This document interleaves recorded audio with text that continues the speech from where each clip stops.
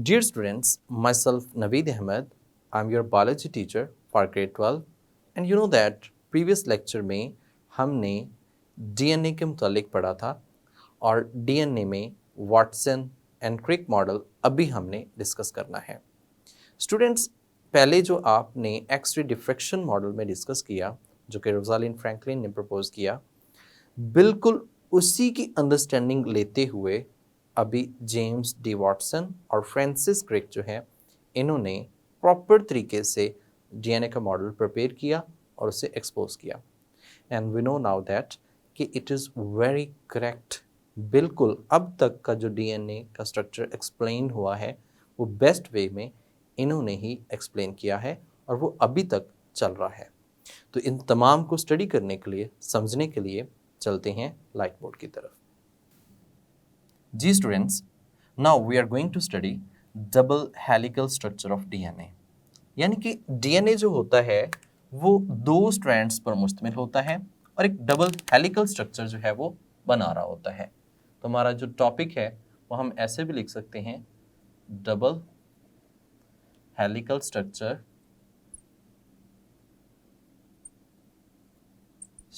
Of DNA. और ये propose जो किया था वो किया था दो साइंटिस्ट ने। अब जो दो साइंटिस्ट हैं वो कौन कौन से हैं? उसमें जो दो साइंटिस्ट थे, एक जेम्स डी वाटसन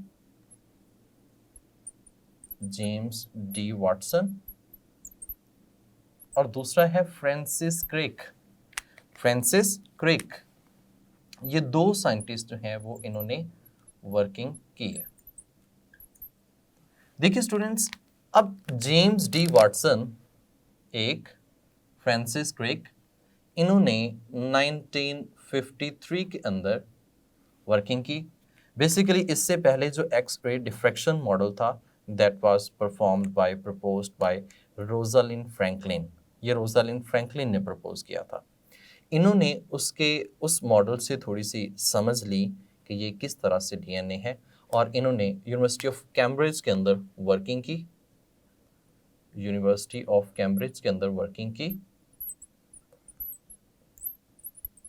और वहाँ पे जब इन्होंने वर्किंग की तो उससे पता चला कि इन्होंने मतलब ये मॉडल प्रपोज किया और पता चला कि डीएनए जो है वो डबल स्ट्रैंडेड जो है हेलिकल शेप रखता है। तो इस तरह से इस मॉडल को हम double helical structure of DNA भी कह सकते हैं। तो उसी के नाम पे हम इसको एज टॉपिक के नाम स्टार्ट करते हैं और हम इसे some time Watson and Crick model भी कह लेते हैं। अब इसके अकॉर्डिंगली क्या था, कैसे डीएनए बना हुआ है, उसमें चंद एक खासियत हैं। सबसे पहली तो ये है कि डीएनए जो है ये डबल स्ट्रैंडेड होता है। डबल स्ट्रैंडेड का मतलब कि डीएनए के दो स्ट्रैंड होते हैं। ये जो डीएनए के दो स्ट्रैंड हैं, ये दोनों स्ट्रैंड पॉलीन्यूक्लियोटाइड होते हैं। कैसे होते हैं? पॉलीन्यूक्लियोटाइड। पॉलीन्यूक्लियोटाइड का मतलब कि that consist upon many nucleotides, इसमें बहुत ज़्यादा न्यूक्लियोटाइड्स जो हैं वो मौजूद हैं। लेट्स सपोज हम इसे साथ साथ ड्रॉ भी कर लेते हैं ताकि हमें समझ आए इसकी। लेट्स सपोज कि हमारे पास एक न्यूक्लियोटाइड है, यहाँ पे there is a one nucleotide. ठीक है, ये मैं ब्रीफ सा बनाऊंगा, इतनी डिटेल में नहीं जा रहा क्योंकि हम पहले ही इसकी डिटेल जो है वो डिस्कस कर चुके हैं। अब इस तरफ ये नाइट्रोजनस बेस, ये हो सकता है कि 5 कॉर्नर रिंग वाली हो, एक यानी कि इसमें डबल रिंग्ड होगी तो आप ये बात जानते हैं कि ये प्यूरीन है और ये कार्बन नंबर 5 है और इस कार्बन नंबर 5 के ऊपर यू नो दैट कि ऑक्सीजन और ये फॉस्फेट जो है वो लिंक होता है। तो this is a one nucleotide, ये एक न्यूक्लियोटाइड है। यहाँ पे ये 3 प्राइम एंड पर एक फॉस्फेट ग्रुप जो है वो और अटैच होता है दूसरे न्यूक्लियोटाइड का। जब ये अटैच होगा दूसरे न्यूक्लियोटाइड का तो उससे भी हम कहते हैं आगे इसकी जो चेन है वो एक्सटेंड करेगी। तो यहाँ पे ये COP और यहाँ पे फिर OC और एक नेक्स्ट न्यूक्लियोटाइड जो है वो यहाँ पे लिंक करेगा इस तरह से। Same as is carbon number 1 है, कार्बन नंबर 1 पर क्या अटैच होगी? नाइट्रोजनस बेस अटैच होगी। अब ये नाइट्रोजनस बेस सिंगल रिंग भी हो सकती है, डबल रिंग भी हो सकती है, दोनों तरह से हैं। तो यहाँ पे ये कार्बन नंबर 2 पे हाइड्रोक्सिल ग्रुप, यहाँ पे चूंकि हाइड्रोक्सिल ग्रुप नहीं है, हम आरएनए नहीं बना रहे, तो जब हम डीएनए बना रहे हैं तो डीएनए में यहाँ पे सिर्फ और सिर्फ कार्बन नंबर 2 पर जो होगा वो हाइड्रोजन होगा, ऑक्सीजन यहाँ से रिमूव होगी। जब ऑक्सीजन यहाँ से रिमूव्ड होगी तो इसलिए हम इसे डीऑक्सी राइबोन्यूक्लिक एसिड के नाम से भी मेंशन कर सकते हैं। तो here it is a deoxy ribonucleic acid. Same as it is, यहाँ पे भी ऑक्सीजन मौजूद नहीं है, सिर्फ कार्बन नंबर 2 पे हाइड्रोजन है। जस्ट टू मेमोराइज, ये मैंने आपके लिए बनाया, और ये आगे फिर O और ऑनवर्ड, यानी कि इससे आगे एक्सटेंशन होती जाएगी। लेट्स सपोज कि ये हमारे पास 3 प्राइम था और ये वाला कार्बन जो है वो कौन सा है, 5 प्राइम। और यू नो दैट कि हम 5 प्राइम पे भी आगे एक और न्यूक्लियोटाइड जो है वो आगे लिंक कर सकते हैं, यहाँ पे भी एक न्यूक्लियोटाइड जो है वो आगे लिंक कर सकता है, और यहाँ से वो फास्फोडाइस्टर बॉन्ड जो है वो अगेन बनेगा और अगेन एक न्यूक्लियोटाइड जो है वो यहाँ पे अटैच हो सकता है। अब देखिए हम बना लेते हैं, जब हम बनाते हैं तो यहाँ पे वो अगेन फास्फोडाइस्टर बॉन्ड जो है वो उसे रिप्रेजेंट कर रहा हूँ, ठीक है। यहाँ पे ये O और फिर अगेन C, ठीक है, और यहाँ पे ये एक न्यूक्लियोटाइड जो है वो मौजूद होगा। इस न्यूक्लियोटाइड में यहाँ पे नाइट्रोजनस बेस है। This nitrogenous base can be double ring, can be single ring, ये डिपेंड करता है कि सीक्वेंस क्या है उसकी। यहाँ पे हाइड्रोक्सिल ग्रुप अगेन, और ये 3 प्राइम एंड इसमें मौजूद है। तो ये एक स्ट्रैंड एग्जिस्ट कर रहा है। इस स्ट्रैंड की बात करें तो ये ओवरऑल स्ट्रैंड जो है वो यहाँ से लेकर यहाँ तक इस तरह से, तो ये वाला स्ट्रैंड 5 प्राइम और ये वाला स्ट्रैंड जो होगा वो कौन सा है, 3 प्राइम है। तो एक एंड इस पॉलीन्यूक्लियोटाइड स्ट्रैंड का 5 प्राइम होगा और दूसरा ऑलवेज जो होगा वो कौन सा होगा, 3 प्राइम एंड होगा। और यहाँ पे हम चूंकि डीएनए का बना रहे हैं और यहाँ पे हाइड्रोजन होगा, हाइड्रोक्सिल ग्रुप मौजूद नहीं होगा ऑन कार्बन नंबर 2 प्राइम। अब यहाँ पे ये जो इसकी पहली बात थी इस मॉडल के अकॉर्डिंगली वो यही है कि डीएनए जो है वो डबल स्ट्रैंडेड है और दोनों स्ट्रैंड जो हैं वो किस तरह के होते हैं, पॉलीन्यूक्लियोटाइड होते हैं। अब दूसरी जो बात उसने की कि ये जो स्ट्रैंड पॉलीन्यूक्लियोटाइड हैं, these are anti parallel to each other, यानी कि ये दोनों स्ट्रैंड जो हैं वो कैसे होंगे, these are anti parallel to each other, एक दूसरे के एंटी पैरेलल होंगे। एंटी पैरेलल का मतलब क्या ले रहा है, एंटी पैरेलल का मतलब ये ले रहा है कि अगर एक 5 प्राइम टू 3 प्राइम है, यानी कि यहाँ पे हम ये बात करें एक स्ट्रैंड अगर 5 प्राइम टू 3 प्राइम है तो दूसरा स्ट्रैंड बिल्कुल इसके ऑपोजिट होगा, यानी कि दूसरा स्ट्रैंड जो यहाँ पे मौजूद होगा वो ये 3 प्राइम होगा और ये कौन सा होगा, 5 प्राइम।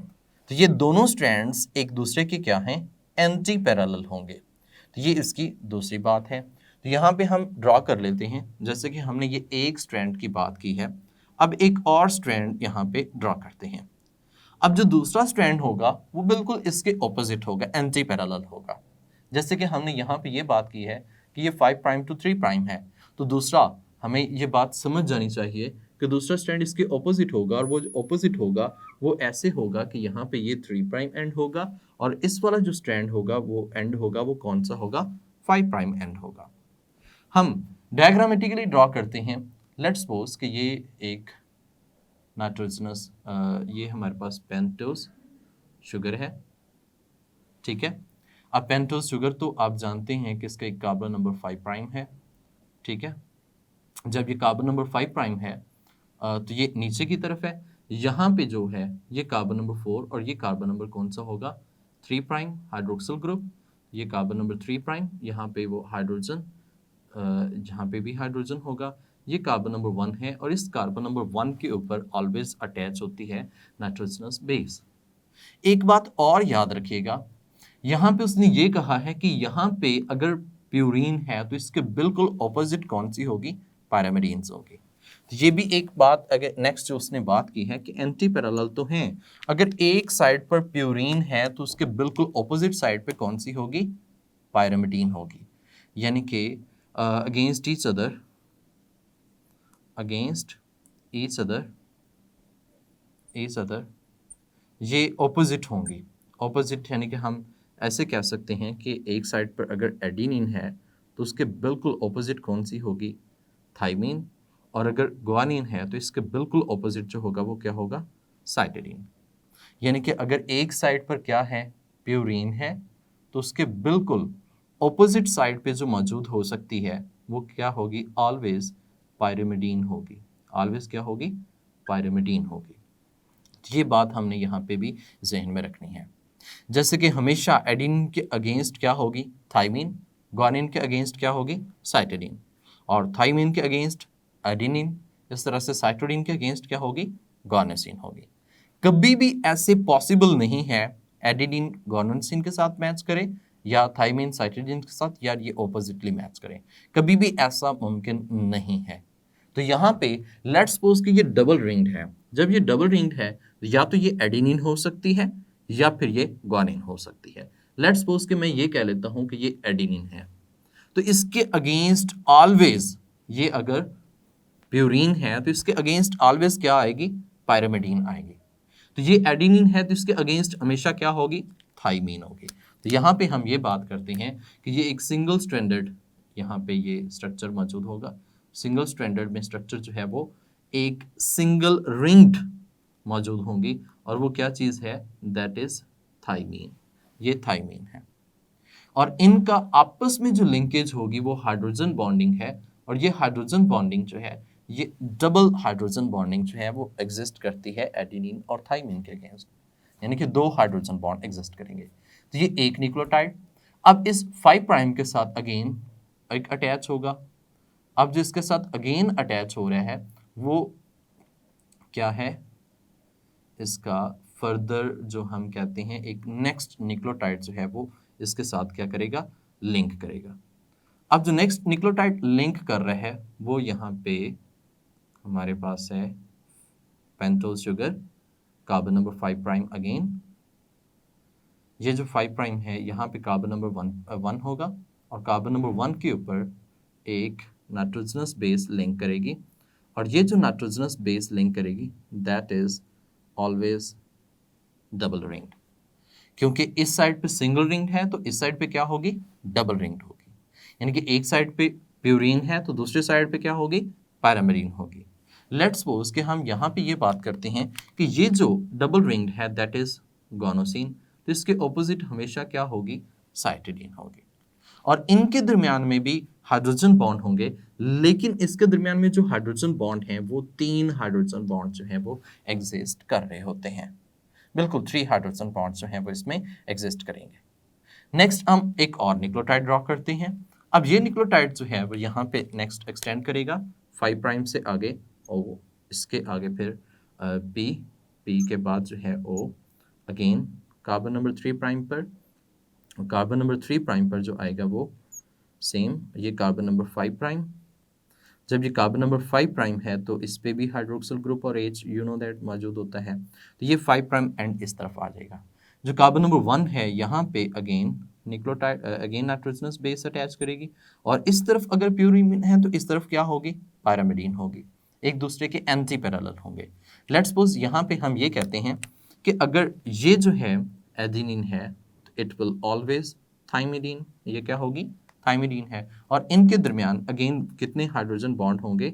2 हाइड्रोजन बॉन्ड जो हैं वो एग्जिस्ट करेंगे। तो स्टूडेंट एक बात आपने यहाँ पे ये बात समझी है कि ये डीएनए ऑलवेज डबल स्ट्रैंडेड है हमेशा के लिए। और दूसरी बात ये है कि ये पॉलीन्यूक्लियोटाइड्स, मतलब इसमें बहुत ज्यादा मेनी न्यूक्लियोटाइड स्ट्रैंड्स जो हैं वो एग्जिस्ट करते हैं। एक नेक्स्ट हमने ये कहा कि ये स्ट्रैंड्स एक दूसरे के एंटी पैरेलल होते हैं। यानी कि ये स्ट्रैंड अगर 3 प्राइम टू 5 प्राइम है तो इसके बिल्कुल एंटी पैरेलल ये 5 प्राइम टू क्या होगा? 3 प्राइम होगा, बिल्कुल एंटी पैरेलल। दूसरी हमने ये बात की कि ये जो स्ट्रैंड है ये दूसरे स्ट्रैंड की जो नाइट्रोजनस बेसिस हैं वो एक दूसरे के ऑपोजिट आएंगे, और ये जब ऑपोजिट आएंगे यानी कि एडेनिन थाइमिन के अगेंस्ट, गोनोसिन साइटोडिन के against, same as it is purine के अगेंस्ट क्या आएगी? पायरामिडीन आएगी, और पायरामिडीन के अगेंस्ट क्या आएगी? प्यूरीन आएगी। सेम यहाँ पे अगर एक साइड पर डबल रिंग्ड है तो दूसरी साइड पे क्या होगी? Single ring. इस साइड पे अगर डबल रिंग्ड है तो इस साइड पे क्या होगी? सिंगल रिंग्ड होगी। तो यानी कि एक दूसरे के बिल्कुल ऑपोजिट आप कह सकते हैं ये आएंगे, और हमेशा आगे चलते जाएंगे तो इसकी जो बैकबोन बन जाएगी, लेट्स सपोज कि अगर मैं ये बात करता हूं कि ये उसकी बैकबोन है, तो backbone is due to the phosphate group and ribose sugar. यानी कि जो डीएनए की बैकबोन है, अगर मैं इसकी बात करूं, ये डीएनए की बैकबोन जो इसको स्ट्रेंथ प्रोवाइड कर रही है, that is made up of deoxyribose, ये डीऑक्सीराइबोज से बनी हुई है, और प्लस में हमने कहा कि इसमें फॉस्फेट ग्रुप जो है वो भी एग्जिस्ट कर रहा है। जबकि अगर हम बात करें इसके इनवर्ड, इसके अंदर क्या मौजूद है, तो इसके इनसाइड जो एग्जिस्ट कर रहे हैं, that inside is nitrogenous bases. यानी कि इसके जो इनसाइड एग्जिस्ट कर रही हैं, दीज आर नाइट्रोजनस बेसेस, इसके इनवर्ड मौजूद हैं नाइट्रोजनस बेसेस, ये इसके इनवर्ड हैं, अंदर वाली साइड पे मौजूद होती हैं।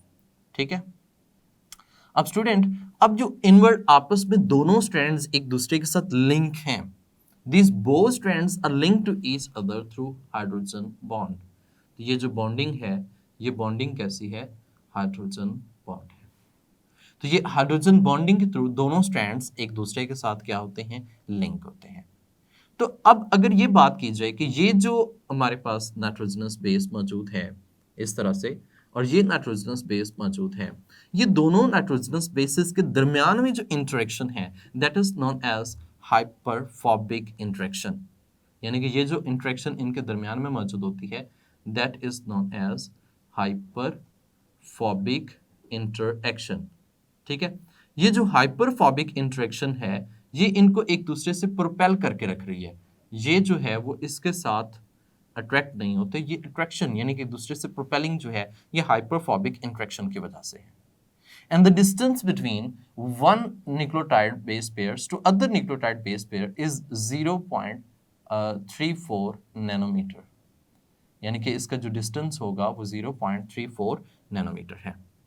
जबकि अगर हम बात करें इस डीएनए के डायामीटर की, तो डीएनए का जो डायामीटर है दैट इज 2 नैनोमीटर। हमेशा जो इसका डायामीटर रहेगा वो कांस्टेंट रहेगा, और ये डायमीटर कांस्टेंट जो है दैट इज 2 नैनोमीटर, जो कि एक स्ट्रैंड दूसरे स्ट्रैंड के यानी कि बिल्कुल हमेशा सेम रहेगा। उसकी वजह हमने पहले भी पढ़ी है कि अगर एक साइड पे डबल रिंग है, दूसरी साइड पे क्या होगी, single ring nitrogenous base exist करेगी। ये इस तरह से एक दूसरे के मौजूद होंगे। जबकि ये जो लिंकेज है हम यहाँ पे बात कर रहे हैं, द लिंकेज जो इसमें एग्जिस्ट कर रही है, दैट इज फॉस्फोडाइस्टर लिंकेज, जो कि एक न्यूक्लियोटाइड को दूसरे न्यूक्लियोटाइड के साथ क्या कर रही है, लिंक कर रही है। तो ये लिंकेज जो है इसका नाम क्या है, फॉस्फोडाइस्टर लिंकेज। तो ये जो फॉस्फोडाइस्टर लिंकेज है that is covalent bond between two nucleotides. ये दो न्यूक्लियोटाइड्स के दरमियान में एक कोवलेंट बॉन्ड जो है वो कंसिडर किया जाता है। यहाँ पे इसमें हमने ये बात की कि इसका डायमीटर 2 नैनोमीटर है, दोनों एक दूसरे से इतना डिफरेंस होते हैं। जब ये हेलिकल शेप बनाता है तो किस तरह से होता है, देखिए स्टूडेंट्स, ये एक लीनियर शेप है इसकी। कैसी शेप है, लीनियर। जब हम हेलिकल की बात करते हैं तो ये हम ऑलरेडी भी ये शेप जो है वो डिस्कस की है। ये शेप कुछ इस तरह से हमारे पास आती है, इस तरह की। अब देखिए ये जो शेप इस तरह से आई है, ये हेलिकल शेप है, और इस हेलिकल शेप में हम ये बात जानते हैं कि अगर एक 3 प्राइम है तो दूसरा ऑलवेज क्या होगा, 5 प्राइम मौजूद होगा। तो ये इस तरफ 3 प्राइम और इस तरफ कौन सा है, 5 प्राइम। अब ये एक दूसरे के साथ जो है इनकी बॉन्डिंग मौजूद है, और ये हम डिस्कस कर चुके हैं कि इसके अंदर जो टर्न बनता है, यानी कि ये माइनर ग्रूव है, ये कौन सा मेजर ग्रूव है, और इसका जो एक टर्न बनता है, 1 टर्न हेलिकल टर्न जो है, उसका डिस्टेंस जो है वो हम पढ़ चुके हैं, दैट इज 3.4 नैनोमीटर इसका डिस्टेंस होता है। यानी कि एक मेजर ग्रूव है और दूसरा कौन सा है, माइनर ग्रूव। 1 टर्न 3.4 नैनोमीटर का बनेगा। तो स्टूडेंट, इसमें हमने एक पहला पॉइंट जो डिस्कस किया डबल स्ट्रैंडेड का, दूसरा हमने कहा कि एंटी पैरेलल है ईच अदर के, और एडेनिन ऑलवेज थाइमिन के अगेंस्ट, गुआनोसिन ऑलवेज साइटिडीन के अगेंस्ट, और इसी तरह से इनके amount according to Erwin Chargaff वो भी क्या रहती है, इक्वल रहती है, उसमें भी ऐसा कोई वेरिएशंस नहीं आती। तो ये ओवरऑल जेम्स डी वाटसन और फ्रांसिस क्रिक ने जो मॉडल प्रपोज किया था वो ये है। जी स्टूडेंट्स, उम्मीद करता हूँ कि आपको लेक्चर बहुत अच्छे तरीके से समझ आया होगा और इसमें आपने स्टडी किया कि डीएनए का स्ट्रक्चर कैसे होता है। डीएनए के कंपोनेंट्स आपने पहले पढ़े थे और अभी जो आपने देखा कि वो ऑर्गेनाइज किस तरह से है, डबल हेलिकल शेप किस तरह से होती है, ये सारा हमने अभी डिस्कस किया। And the next question is that कि अब रेप्लिकेशन कैसे होती है, how we can make exact copy of the DNA, that is not as DNA replication. For to study the DNA replication हमें नेक्स्ट लेक्चर में move करना पड़ेगा। तो नेक्स्ट लेक्चर में जाने तक के लिए अल्लाह हाफिज़, अपना ख्याल रखिएगा।